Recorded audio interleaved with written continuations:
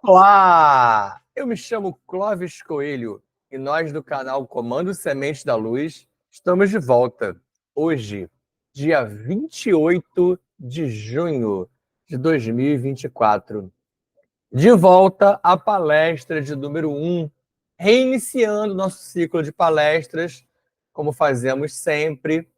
No momento, as palestras se encontram do 1 ao 28, então são 28 palestras com temas diversos, distintos, e a gente sempre que possível amplia esses temas, e a cada nova palestra, a cada nova número 1, nova número 2, eu procuro trazer o máximo de novas informações e atualizações, inclusive modificando, adaptando, reestruturando alguns painéis ao ponto em que, no momento em que percebo que nós já estamos todos atingindo um degrau a mais, a gente pode, então, passar para um próximo degrau.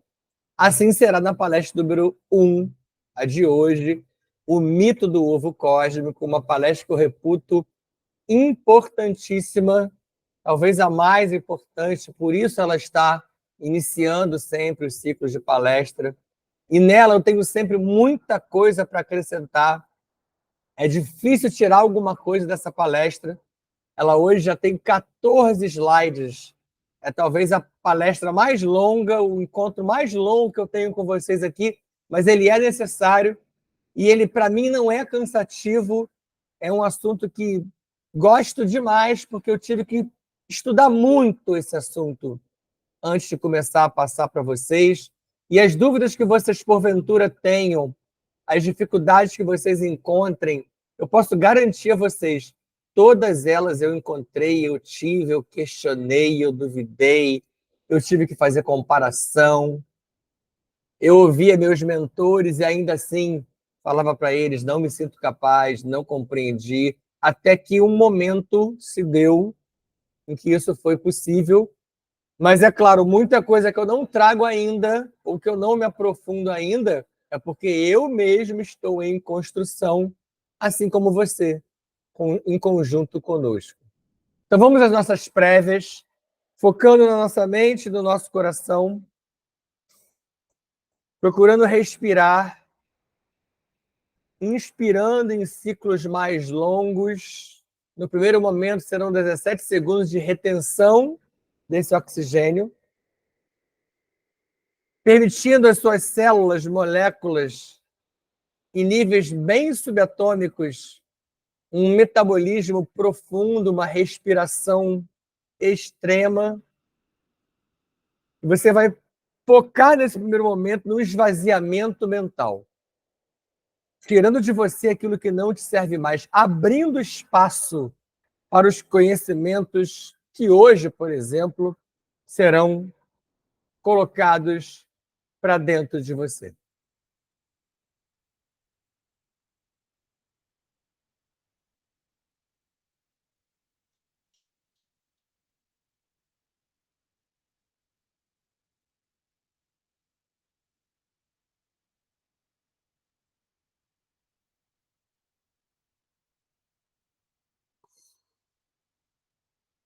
Inspire, retenha e expire. Foque na sua mente, no seu coração, e ao colocar para fora, utilize o diafragma e o períneo, dois músculos poderosos que darão impulso na saída desse oxigênio, na verdade, do gás carbônico. O oxigênio entra, você o retém, ele metaboliza com você e você o expulsa. Pense mesmo nessa lógica da expulsão. E o gás carbônico vai sair levando embora tudo aquilo que não te serve mais. O que eu chamo de não servir mais? Conceitos, ideias, pseudo-verdades, imposições, construções que até então você acreditava que eram suas, que eram absolutas, que eram plenas, e foram impostas a você pelas vertentes religiosas e talvez há milênios pela imposição divina daquele Deus da criação falha que hoje você vai estudar muito aqui comigo. Então, coloca isso para fora e abre espaço para novas possibilidades. Isso você precisa querer. Isso precisa depender de você. É algo interno, é algo que não pode ser imposto. Tudo que eu quero aqui é eliminar a imposição da sua vida. E continue respirando. Em novos ciclos em que aí sim o oxigênio vai adentrar o seu organismo, mas você primeiro vai montar um projeto aqui, ó. Um plano, uma meta na sua tela mental. Na frente da pineal, você tem uma tela mental e aqui você monta o seu projeto de médio e longo prazo. Se inserindo na Operação Resgate Terra, no Projeto Terra, abraçando o seu projeto avatárico, o seu projeto com o Micá, com o Starrer, com o Metraton, com o Emanuelis, com quem for, do nível que for, egressa você de onde for. Então, inspire, retenha, permita que esse oxigênio, acompanhado dessa energia maravilhosa que se encontra à nossa volta, atue dentro de você, limpando, curando, energizando, alavancando, ascendendo. Os verbos são muitos e você certamente pode lembrar de outros mais aí agora na sua mente. E, uma vez retido e atuado, você também vai expulsar ele com força. Fazendo com que saia agora, além daquilo que não te serve mais, você vai começar a comandar algumas saídas específicas, como mágoas, rancores, ódios, orgulhos, sentimentos ruins, fobias, mas, sobretudo, baseado no nosso último exercício, que a gente vai sempre procurar replicar, culpa e medo. Fazendo uma limpeza do seu passado e do seu futuro, limpando essas culpas e esses medos. O medo impede você de projetar o seu futuro. A culpa impede você de limpar o seu passado. Então, coloca isso para fora. Junto de gaiolas, batismos, pactos, votos, dispositivos umbralinos, implantes, chips, contratos negativados, cadeados, miasmas e tudo mais que até então vinha atrapalhando você, e você hoje já consegue fazer uma limpeza bem mais profunda e permanente desses elementos. E assim, nos ligamos aos nossos queridos guias, amados mestres, a toda a nossa enorme família estelar. E vamos à borda do prato avonal. Adonesh, de onde Anhotakten e Mithan-El nos oportuniza a energia Umara via portal Avona Shantar, que chega primeiramente aos filhos paradisíacos que eu já até citei, Micá, Metraton, Emanuelis e Starrer. E deles as ordens Umara, Amarilis, Shansara, Santara e a grande fraternidade branca. Delas, as demais ordens, como a Melquisedeque, Ladnadek, Gorodandek e Vordandek. Das ordens aos comandos Astar, Chamuna, Siriano, Canopiano, Andromediano e os centuriões de Orion. Dos comandos às naves Arquitrans, Anex, Estrela da Vida, Aruanda, Nosso Lar, Agartha, Shambhala, Ramaris, Ramatiz, Iroko e a poderosa nave de Aberon. Com Yaberim também se juntando aos nossos trabalhos.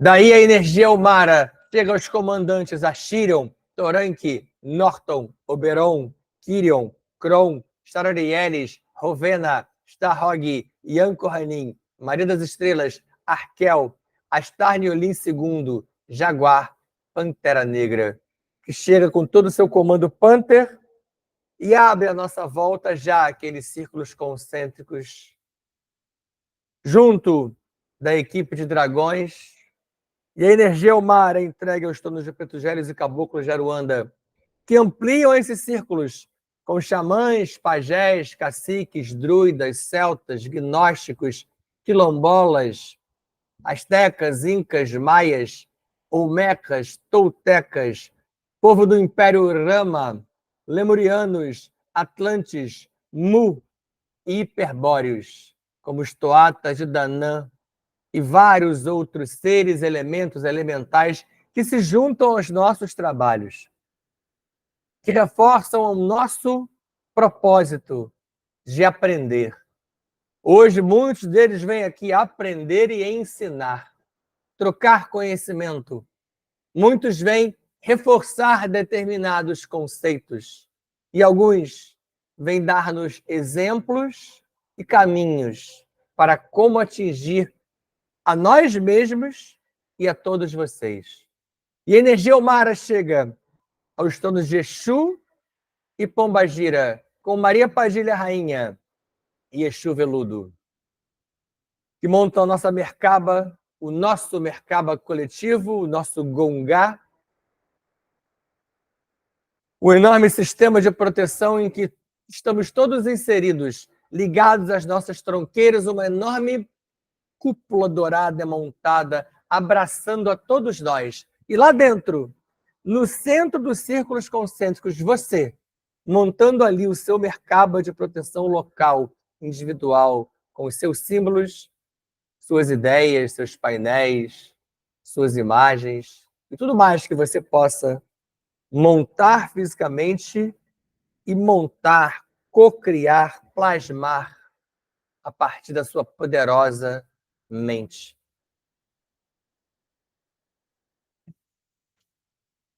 Juntam-se a nós Kadisha, Mirna, Vovó Maria Conga, Iemanjá, Oxum, Oxumaré, Ogum, Iansã, Iá, Xangô.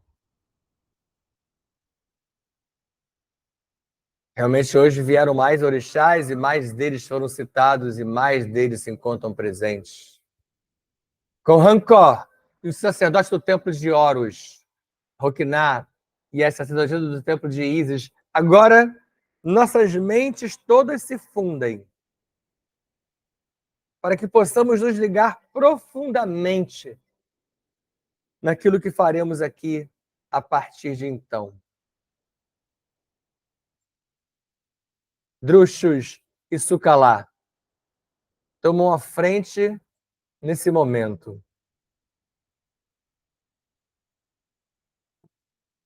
E vamos todos pensar no poderoso sagrado feminino, lembrando de Palanises, uma das samurais, Alcon, Yaslon, Yas, Shiva, Ramaku, Ariel, Arielis e muitos outros aqui que não foram citados ou não lembrados por mim. Mas Palanises capitania isso. Ela se liga à comandante siriana, a Maria Padilha Rainha, a Mirna, a Maria Madalena, a Sara, Marta, Mãe Maria, Kadisha e muitas outras que vão nos atrair a energia de Gaia, Ista, Pachamama, Nanamburuque, solicitando aos 7 dragões Elohim Kumara a energia que vem do Sol central do nosso planeta. Energia telúrica acompanhada do cristal orgânico Astrastone que chega aos solos dos nossos pés, tornozelos, joelhos e quadris e ancora no chakra básico. E dali, as 2 serpentes douradas do Kundalini já vêm ascendendo até a sua chamatrina. E nesse caminho todo, ela vai queimar os miasmas de limitação de nós que somos narcisistas ou que cultivamos profundas dores, algumas inexistentes, e que nos vitimamos de maneira natural e que nos vitimamos de maneira emocional. Tudo isso é queimado ao longo do caminho Você liga o seu motor Torus, a energia ascende até a sua pineal e continua queimando tudo isso ao longo do caminho de maneira a limpar você. É uma queima poderosa do fogo sagrado que não queima você fisicamente, mas ele leva embora aquilo que incomodava você até então. Na pineal, uma simbiose quântica com a energia humária que ali ficava depositada, terminando de queimar todos esses painéis, abrindo memórias interestelares, terceiro olho, terceira visão,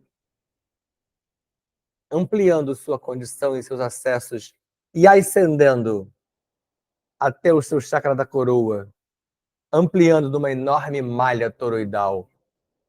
Kansham Fam, Kansham Fam, Kansham Fam. Jai Jai Shivam Shivam, cara. Jai Jai Shivam Shivam, cara. Hareum, Hareum, Hareum, cara.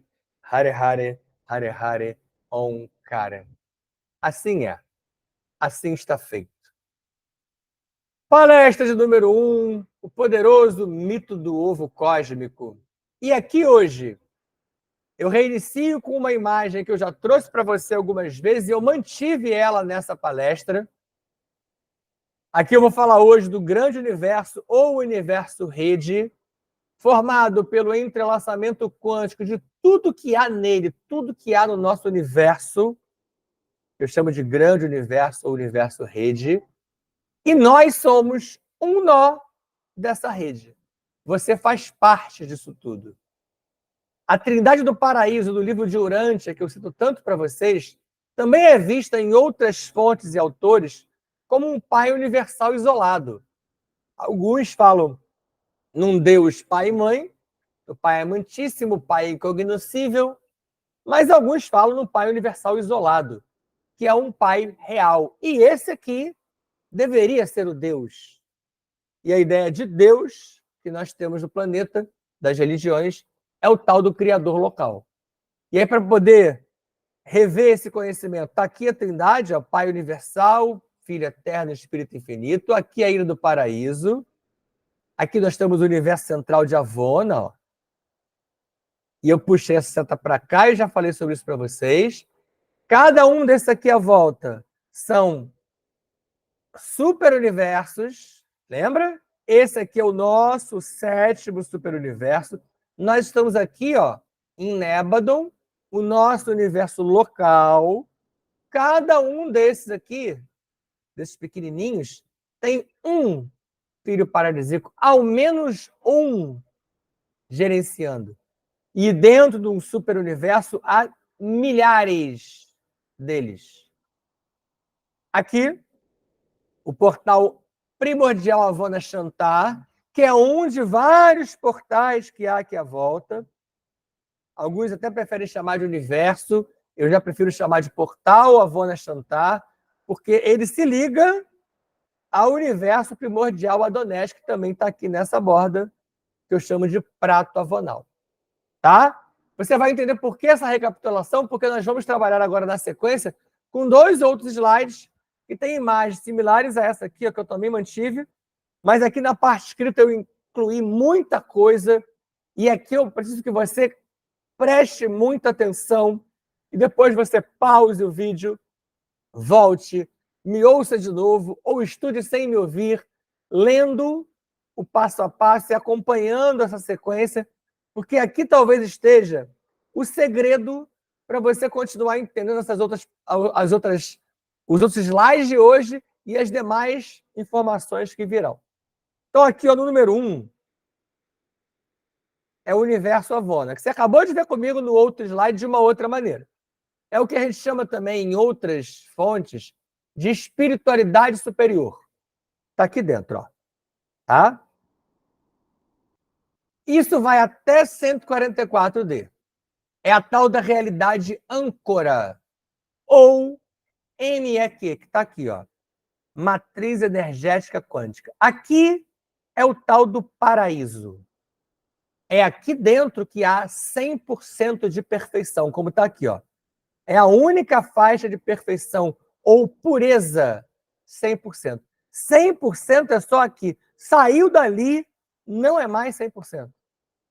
Que seja 99, 98, 97, e aí vai descendo. Mas não é mais perfeito. Essa parte que eu acabei de falar, essa matriz, ela foi gerada pela Trindade incriada, ou o Deus real, Pai e Mãe, né? Eu falei para vocês, e blindada por corpos escuros. Está aqui, ó. Corpos escuros. Aqui está em verde clarinho para diferenciar dos outros, mas aqui é uma blindagem. Por isso que essa área aí não é vista, não é enxergada, não é acessada, tá? Nem pelos seres de outras dimensões. Aí está o paraíso. Esse paraíso aqui não é o paraíso de Adão e Eva da Bíblia. Ali é o Jardim do Éden. Tá? Tem várias versões e visões de paraíso. Esse aqui é o paraíso Avona. Beleza? É o paraíso que fica em Avona. Nível 2, aqui, ó. Essa próxima faixa aqui. Universos primordiais, é onde estão os universos primordiais, que nós vimos também, nessa mesma imagenzinha aqui, ó, criados pelos filhos primordiais ou espiritualidade operacional. É aqui a espiritualidade operacional. Aqui já não é mais 100%. Você veja, são filhos primordiais, é uma espiritualidade elevadíssima, mas já houve ali um percentual de queda no nível de perfeição. Que também acontece na sequência, o nível 3, ó. Onde estão os superuniversos? Das ordens, comandos e conselhos. Então, com esse símbolo aqui, que eu coloquei para você poder fazer a associação, ou a chamada espiritualidade laboratorial, a tal da erraticidade. É com essa galera daqui que você mais se liga. Como eu insisto tanto com vocês, as pessoas acham que falam com Deus do paraíso, que se ligam o tempo todo aos seres primordiais. Não é tão simples assim. Você se comunica muito mais com você, com a sua alma, com o seu espírito e com essa galera da espiritualidade laboratorial. Laboratório. Aqui, então, percentual de pureza já caiu bastante. Então você vai pensar assim, ué, então aqueles seres que eu acho maravilhosos, eles não são perfeitos? Não, não são. 4. Seguindo aqui, ó. Não está errado não, tá? Aqui é um 5, eu vou chegar nele depois. Nesse nível 4, já temos os universos locais criados pelos filhos paradisíacos, ou esse universo é chamado de matriz de cocriação. Já chegamos aqui entre 4 e 9D. Você vai ver que eu dei um salto, né? Aqui estava até 144, aqui eu já caí para 9 e 4. Mas ao longo desse caminho, as demais dimensões vão se distribuindo. Eu já até mostrei isso para vocês em outros trabalhos. Aqui, dentro desses que eu chamo de matrizes de cocriação, eu tenho o número 5. Por isso que é da mesma faixa. Por que é o número 5? Eu estou separando o que aqui? O nosso, né? É o nosso universo local de Nébado, ou o Buloca da criação de Brahma, ou o mito de Brahmanda, surgido do ovo cósmico das mitologias, que é o que a gente vai passar a ver a partir de agora, com mais detalhes. Só que eu mudei algumas informações aqui, eu queria retrabalhar isso com vocês. Ao longo, vocês já devem ter visto que eu incluí algumas outras, mas aqui no final também tem modificação. Em Nébadon, a criação de Micá, filho paradisíaco ancestral, tudo isso já expliquei nas aulas. Entraram outros filhos paradisíacos com a permissão de Micá, com a aquiescência. Alguns, inclusive, Micá chamou para fazer parte. E eu venho apresentando isso para vocês há algum tempo. Tá? E o ovo cósmico, a tal da criação de Javé, que eu chamo de Brahma, Alá, Caos, Atom, Kagen, equiparado, eu equiparo ele a um filho paradisíaco novato, como Saratem. Aqui, quando eu coloco igual, é equivalente, tá?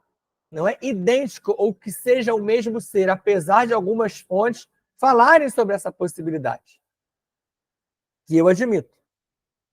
Com o Buloka, dentro da lógica do ovo cósmico, e o Brahmaloka sendo os dois universos gêmeos.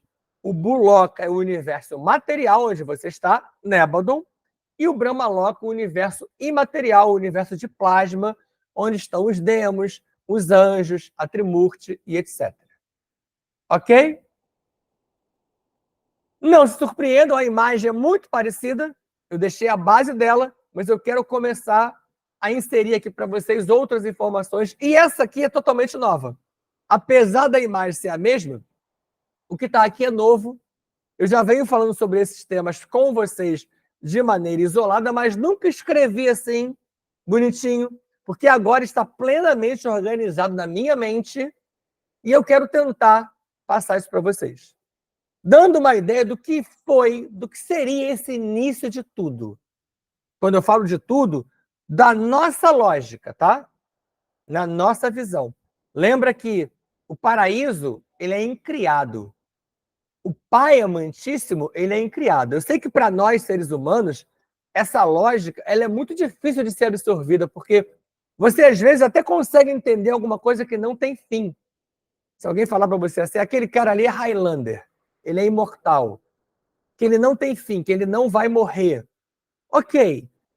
Com algumas valências, algumas explicações, você consegue entender como que há replicação para que aquele ser se renove. Mas alguma coisa que não tem início, como o Pai amantíssimo, como o próprio paraíso, que não tem início. Tá? Quando a gente fala que o paraíso, que a ilha do paraíso foi criada, também é simbólico, porque ela veio junto com o Pai incriado. E a gente não consegue conceber esse início que não teve início.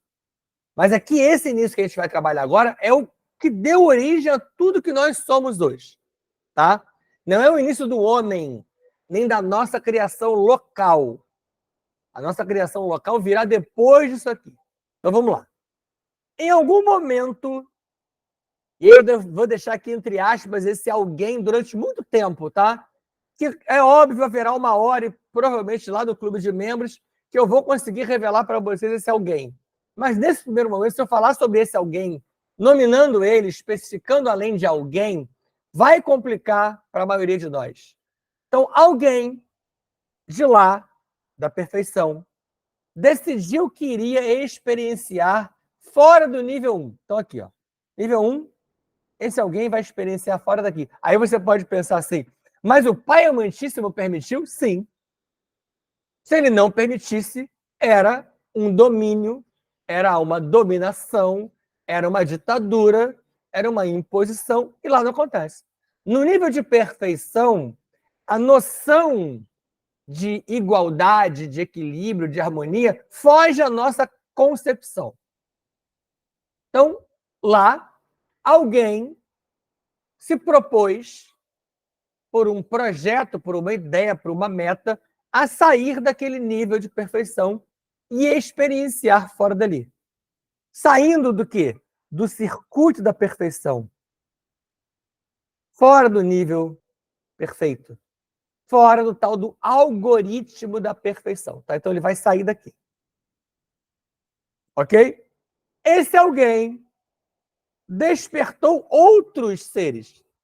E aqui eu também vou chamar de ser, uma coisa que eu posso garantir a você. Não é ser igual nós temos ideias. Consciências. Esse alguém despertou outros a fazer da mesma maneira. No livro de Urântia, por exemplo, essa é a lógica em que eles relacionam o Filho eterno, aquele da Trindade, replicando outros filhos criadores e dando a eles a possibilidade de fazer essa criação, e eles descem de lá para criar aqui da matriz de cocriação. É uma analogia próxima para você que já leu ou que tem esse conhecimento em mente, ou que consegue fazer esse comparativo, só para buscar uma possibilidade, tá? Esse alguém, ao despertar os outros, esses seres todos, eles vão descer de duas maneiras, tá? Então, alguns desses despertos, eles mergulharam, é o que a gente chama de vinda total, eles vieram, eles vêm no nível 1 para os demais níveis, em geral do nível 1 para o nível 2. Outros se projetaram, eles não vieram. Para onde? Ó, nível 2, tá? Então, estão caindo para cá, ó. A tal da realidade operacional, ou espiritualidade operacional.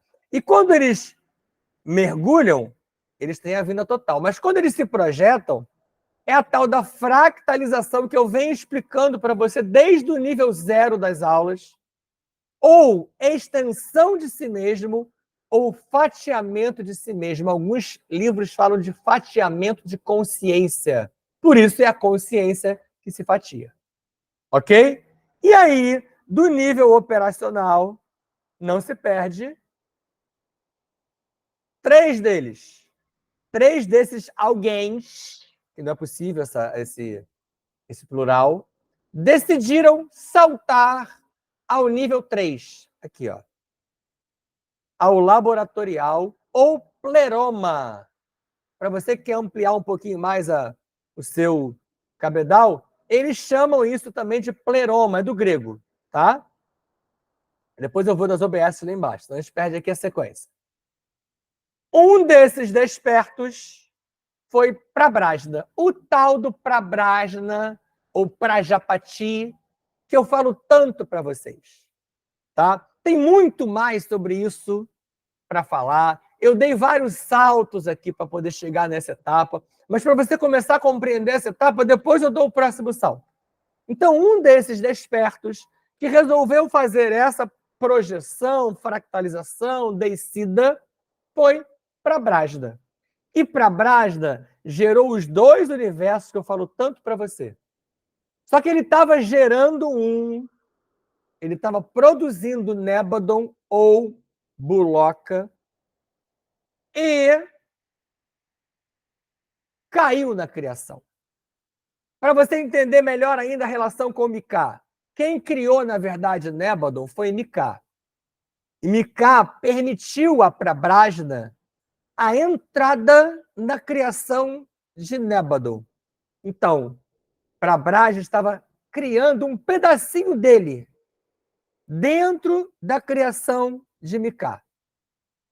Por isso que eu já comparei para você que, em vez de Nébadon, a criação de Javé, Brahma, na verdade, Prabrajna, pode ser o cluster de Naoshi ou o universo Teta. Lembra que eu já falei sobre isso? Aqui eu consigo fechar isso melhor. Então, Miká dá uma permissão dentro de Nébadon que pertence a ele, lembrando que essa ideia de pertencimento para eles não é igual a nós, tá? E dentro dessa criação maior, Prabrajna resolve se projetar. Só que algo deu errado. Lembra do alguém? Algo deu errado. Eu não vou ter como me aprofundar nesse algo agora. E ele consegue terminar a criação do universo material, mas ele cai na criação. E rapidamente ele cria um universo imaterial para poder deixar uma parte dele dentro desse universo imaterial, que é o Brahmaloka. Então ele gerou 2 universos, o Buloka e o Brahmaloka. Mas a projeção dele, Brahma, que eu acabei de falar, por isso que eu parei para falar sobre isso, caiu na criação. Caiu na criação dele mesmo. Outro desperto, que eu chamo de Mavatna, foi quem mergulhou como Vishnu. E outro desperto, Savna, foi quem mergulhou como Shiva. Então aqui agora você tem a Trimurti, ó. Brahma, Vishnu e Shiva. Vishnu e Shiva são clones do Criador que mergulham para tentar ajudar a ele mesmo. E você vai entender como é que esses clones depois se tornaram corpos demo ao longo do dia de hoje. Tá? Foi até aí? Tem muita coisa além disso? Tem muito. Virá quando você tiver sedimentado isso aqui. Vamos às OBSs, ó. OBS 1. Alguém. Para esse alguém no nível 1, há muitas versões. Você vai ouvir diversos nomes, alguns afirmando isso ou aquilo. Eu não vou afirmar nada para você. Eu vou lançar sementes para reflexão. Você abraça aquela ideia que melhor lhe convier. 2, OBS 2. Está aqui, ó. O tal do pleroma, eu adoro essa vinculação ao grego. Dos gnósticos barbelo-ocetianos, que eu vou fazer uma aula no Clube de Membros só para isso, para explicar gnóstico barbelo-ocetiano. Eles falam que esse pleroma é o tal do reino de Barbelo. Só para esclarecer, Barbelo é o deus em sânscrito para esses gnósticos, e os setianos aqui está com C, mas eu também já vi setianos com S, que é de Sete. São os seguidores de Sete, o terceiro filho de Adão. Tá? Já expliquei até um pouquinho isso para vocês, você vai encontrar tanto com C quanto com S. E o 3, aqui, ó, é o Prabrajna. Lembrando que Mavatna, tá aqui, Vishnu, e Prabrajna, ou Prajapati, são parte do mesmo alguém. Tem uma aula também muito especial do Clube de Membros que eu vou explicar isso para vocês. Então, aqui é um alguém só. Lembra da lógica do supramônada, mônada, eu sou, espírito, alma e fractal? Eles vêm do mesmo alguém. Olha que louco, né? 2 da Trimurti, 2 dos 3, vêm de um mesmo alguém acima. Então, eles têm seres acima. Eles têm níveis acima. Ok? Vamos a mais. O mito do ovo cósmico. Eu gosto muito, não adoro nada, eu gosto muito dessas mitologias, e aqui eu só vou poder explicar um pouquinho de cada uma delas. Eu já tenho explicado mais para vocês em algumas aulas, mas nas mitologias, todas elas, o mito do ovo cósmico, gerado pelo Criador local, que não é o Pai Universal, é o início de tudo. Eu vou mostrar aqui rapidamente algumas delas. Tá? Aqui daria uma palestra para cada uma dessas mitologias. Eu já tenho material pronto da chinesa, da hindu, da nórdica e da druida. Claro, não falei da grega. Tudo isso dá uma palestra só sobre essas mitologias. E algumas eu tenho apresentado para vocês. Aqui nas palestras mesmo eu falo muito da grega. Né? Quando eu falo de Pandora, de Zeus, do Olimpo. Na chinesa, do ovo surgem 2 universos. O Yin, que é o Buloka, e o Yang, que é o Brahmaloka. E Panku, Brahma, o criador, ou parte dele, caído no Yang. O Yang é o universo imaterial. Na mitologia hindu-ariana, o ovo é Wanda ou Vanda. Vanda é ovo na mitologia deles, tá? Ele se rompe e surgem 2 locas, o Brahma Loka e o Bru Loka. Por isso, Loka que eu falo tanto para vocês, que são as moradas deles lá dentro do Brahma Loka. Com esse nome, Brahma Loka, porque o criador Brahma caiu nela. E dentro dela, Brahma começou a gerar clones dele, os tais dos anjos, que a gente vai ver hoje também. Com o quê? Com o tal do código fonte definidor, o DNA dele, e que não eram simples e ignorantes. Tá? Na mitologia nórdica, que é outro que eu sou apaixonado, por causa de Moros Orlog, da teia de Wyrd, é um deles, o Brahmaloka, chama-se Muspelheim, e o Buloka é o Niflheim. Na mitologia druida, Irem Iron. Irem é o Buloka, Iron é o Brahmaloka. Na mitologia eslava, o Yav, que é o Nebadon, e o Prav, que é o Brahmaloka. E há aqui na mitologia eslava as naves, ou os naves, que são os superuniversos. Tudo se fala. No yazidismo, eles surgiram de uma pérola. Alguns interpretam o yazidismo não como mitologia, mas como religião. E, em vez de ovo, é uma pérola. Olha que bonitinho, mas é a mesma lógica. Se você procurar, vai aparecer isso aqui como monomito ou ovo órfico, o tal do mito do ovo cósmico, tá? E na mitologia grega, que eu já expliquei para vocês algumas vezes, e vou falar sobre ela de maneira especial em aulas à parte, o criador, e quem falou isso aqui foi Hesíodo. Hesíodo escreveu a Teogonia, e Hesíodo chama o criador de caos. É o palavrão mais grave que há em grego. Então, por que será que Hesíodo definiu o criador como caos? E a gente traz para o português a palavra caos como algo nada positivo, né? O que será que o criador na mitologia grega é caos? A falha do criador. A falha na criação se reflete no fatiamento da consciência da Trimurti, uma vez que sempre houve falhas da Trimurti: Brahma, Vishnu e Shiva. Falhas, sobretudo, em que, ao se comunicar com os níveis abaixo dela, desde os demos até os fractais em 4D. Você, observe como é falha a ligação desse Deus com a humanidade até hoje. Brahma, que representa algo similar a um filho paralítico novato, caiu na criação dele. Observe que algumas coisas eu vou repetir para você sedimentar. E aquilo que eu não vou voltar a explicar, porque eu já expliquei, tá? E as gerações de demos e clones no Brahmaloka replicaram essa falha. Uma vez que o Criador é falho, tudo que vem dele tem um pedaço dessa falha. Tem parte desse código fonte definidor. Ok? OBS 1. Criação. A singularidade, a tal da sopa de quarks e gluons, na ideia da ciência, que hoje é falada dessa maneira, que terminou no Big Bang, que expandiu, na verdade é o mito do ovo cósmico das mitologias.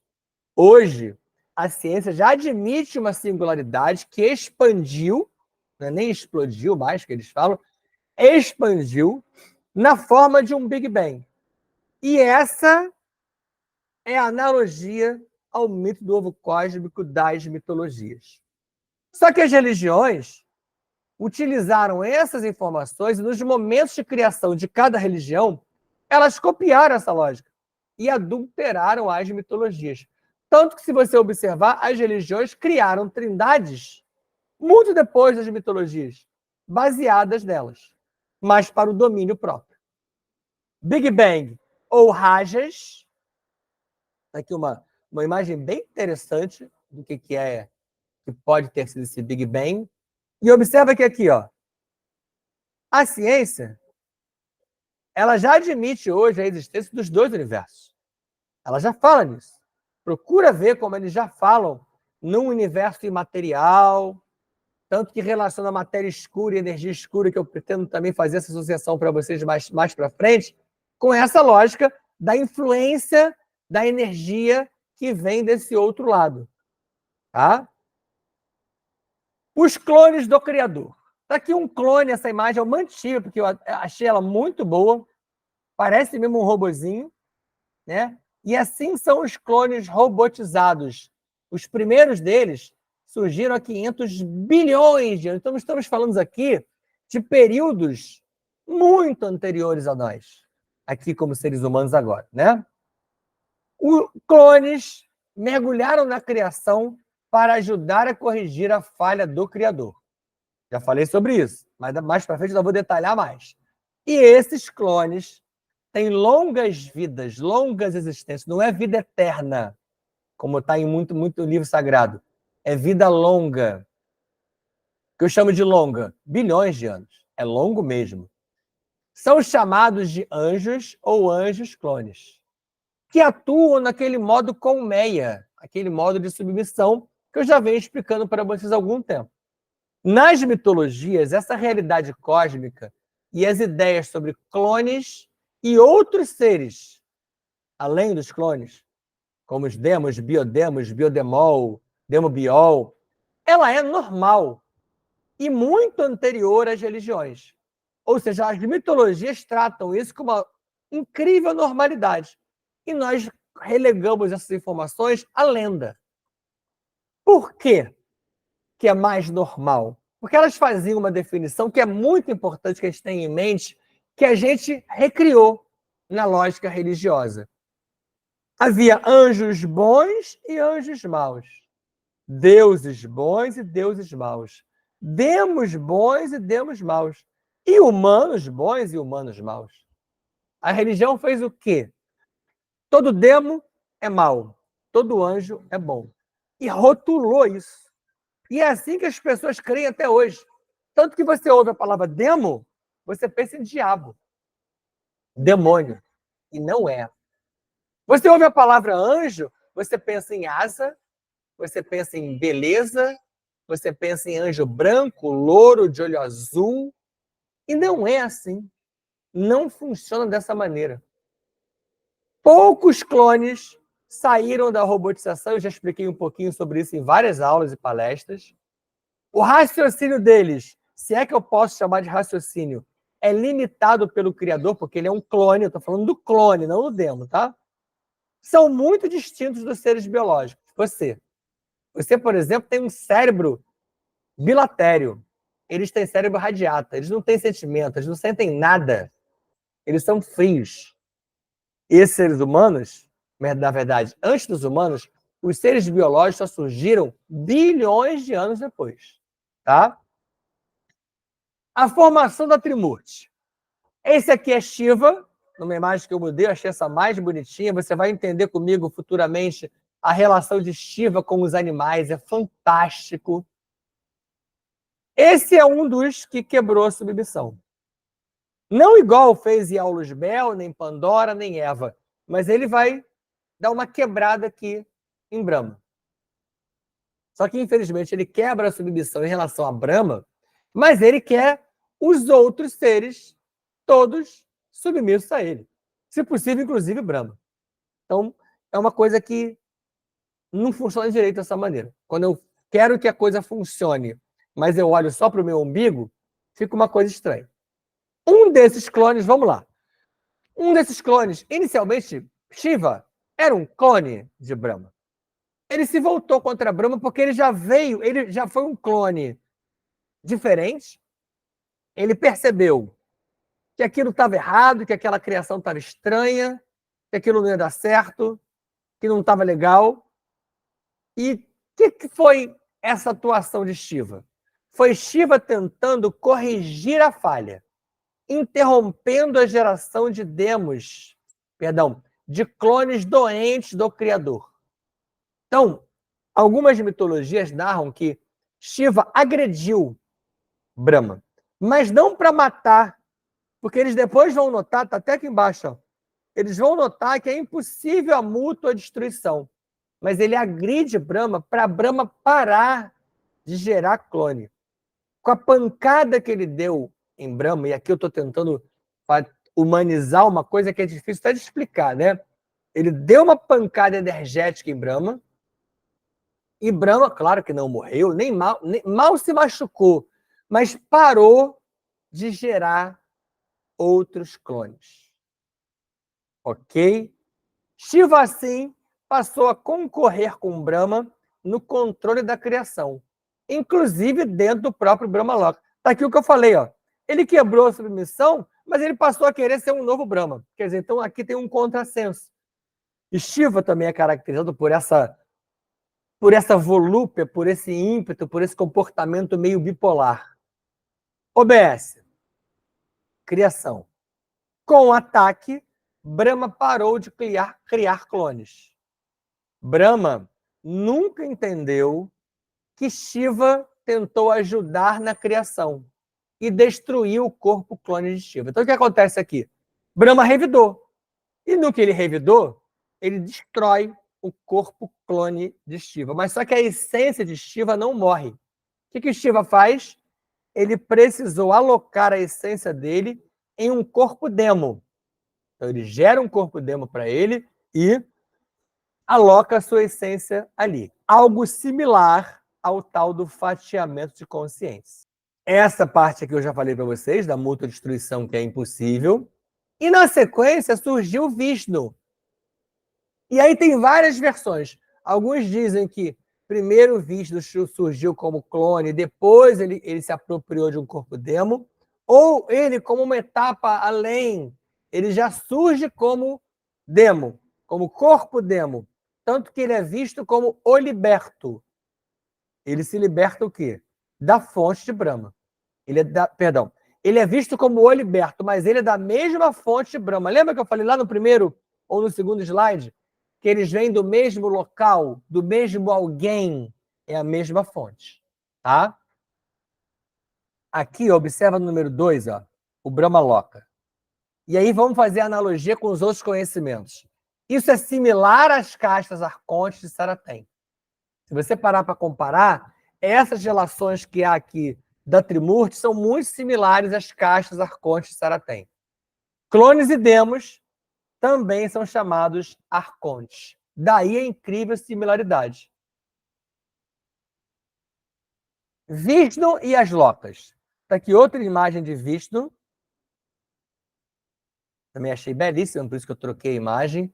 Vishnu criou muitos demos. E mesmo entre as disputas da Trimurti deles três, ele tinha um comportamento distinto. E a cada nova geração surgiam demos melhores. Lembra que eu falei sobre isso? Eles têm um melhoramento sutil, suave, pequeno, mas que é melhor. Por isso, novos demos, como a gente vai ver ao longo da caminhada, não somente hoje, mas em muitas aulas e palestras, eles surgem diferentes. Vishnu não se submeteu nem a Brahma, nem a Shiva, por isso que ele era tido como o liberto. Essa distinção de Vishnu chamou a atenção até de Brahma. Para melhor convivência entre eles, eles dividiram o universo em reinos, moradas, genos ou lokas.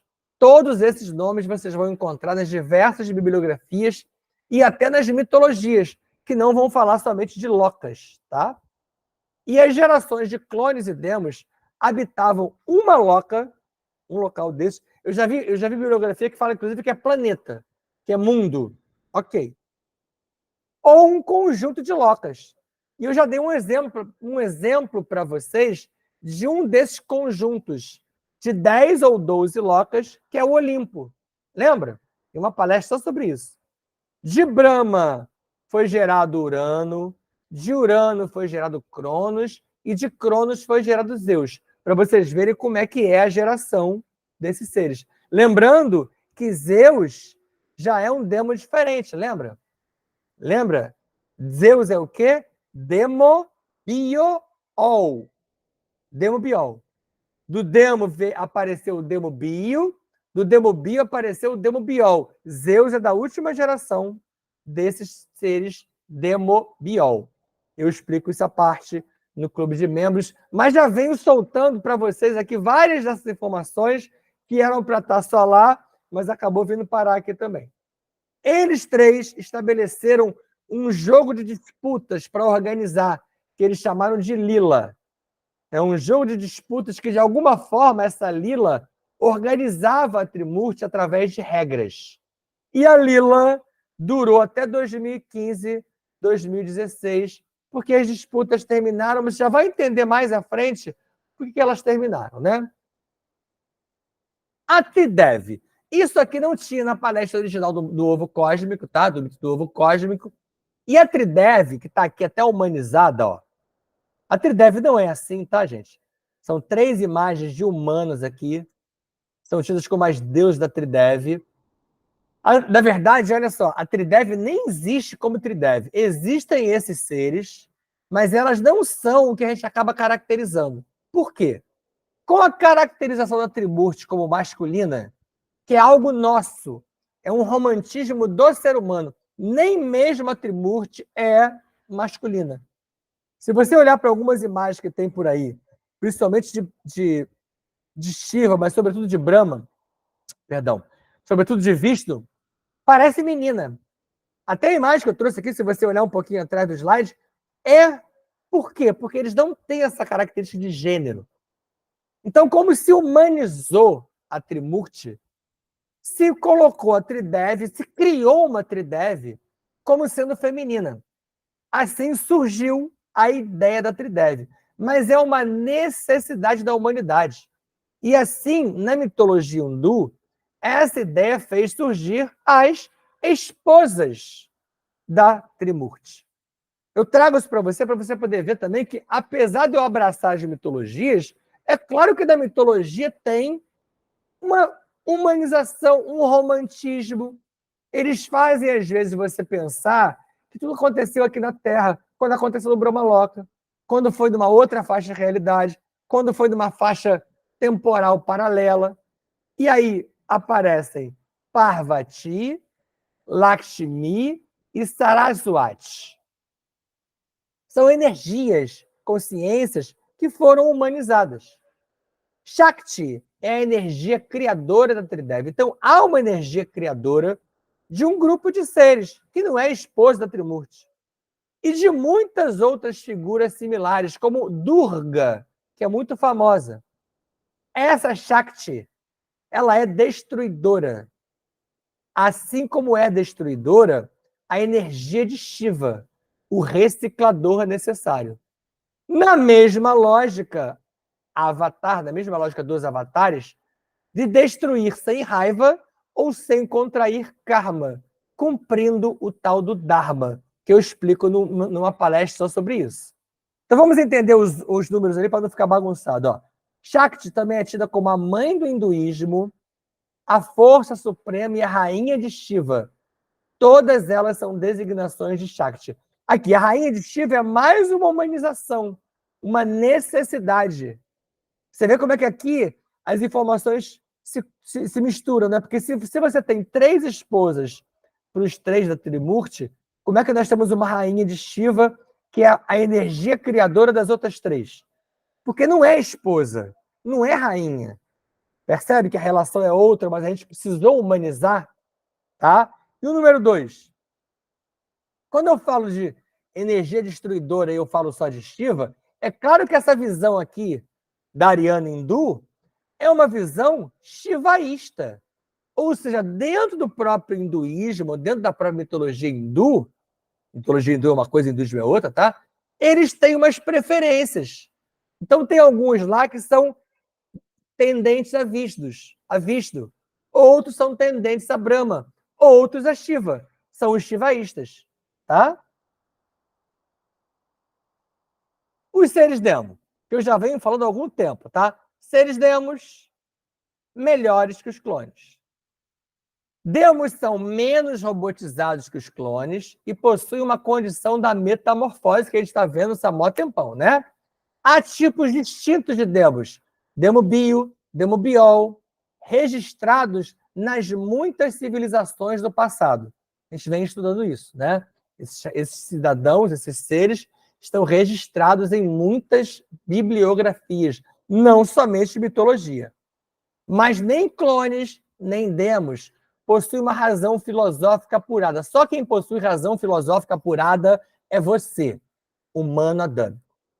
Com um zeitgeist de difícil compreensão ao humano comum.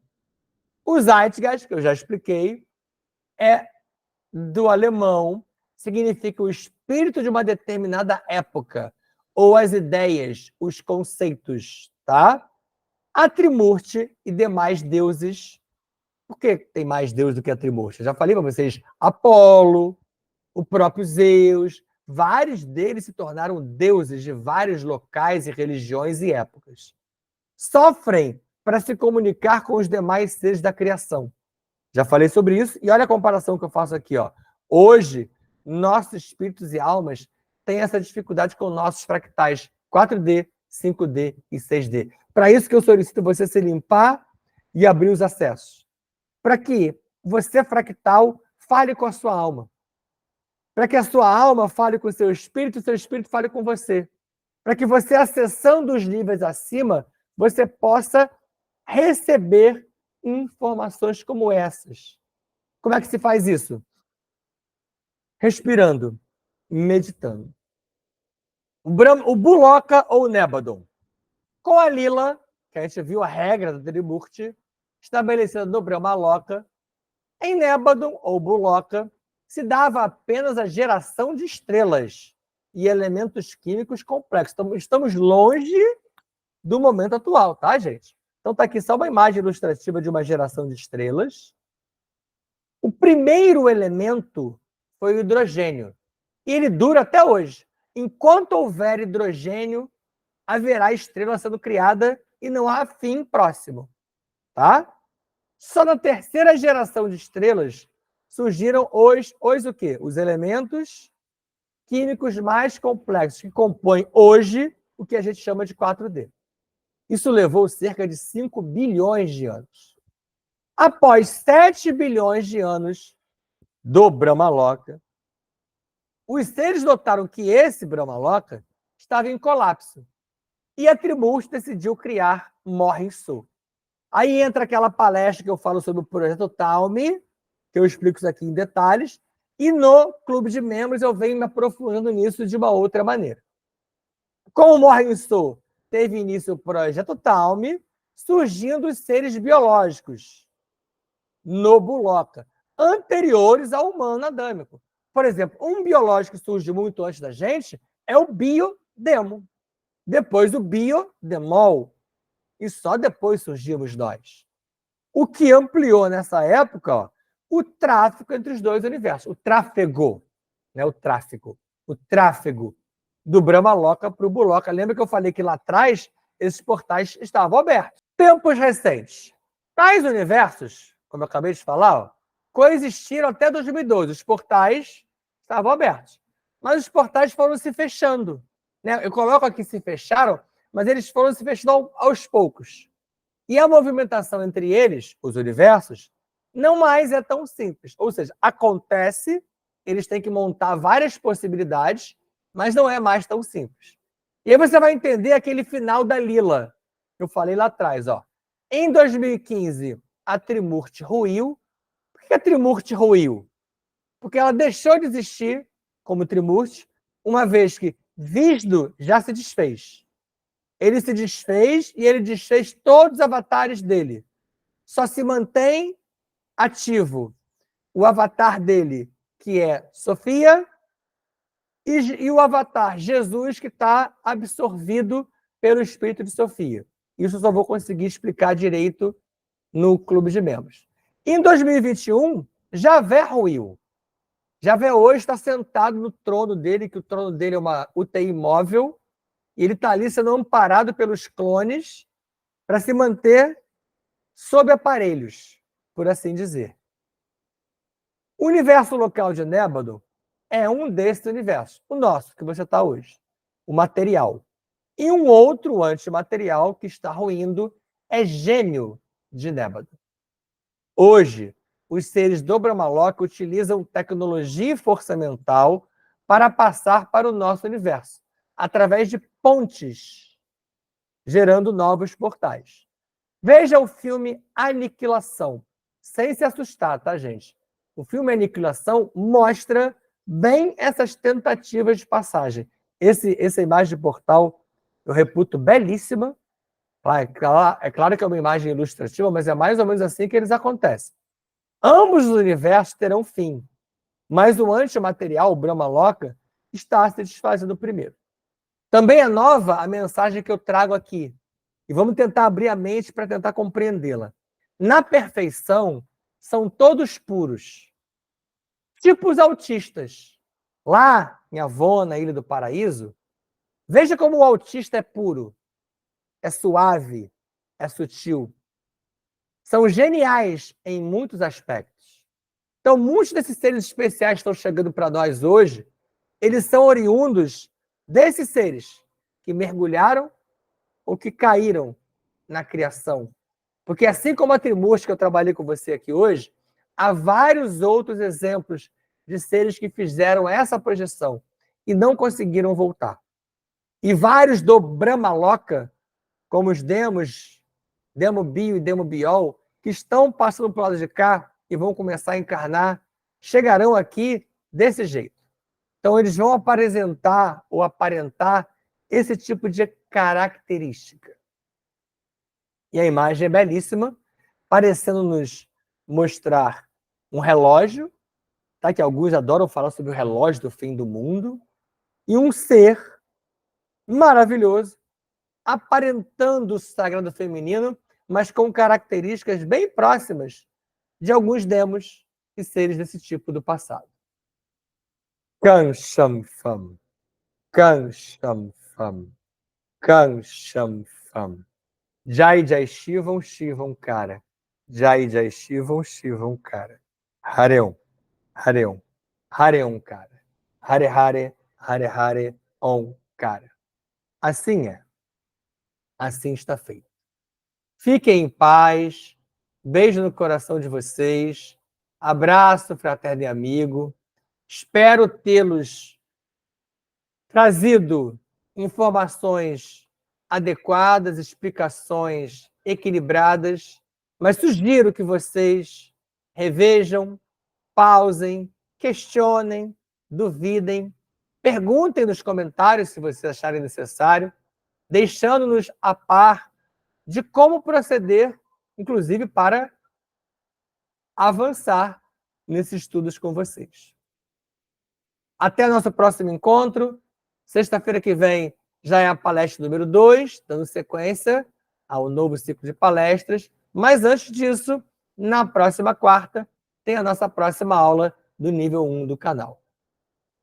Não se deixem enganar. É necessário estudar. Até o nosso próximo encontro.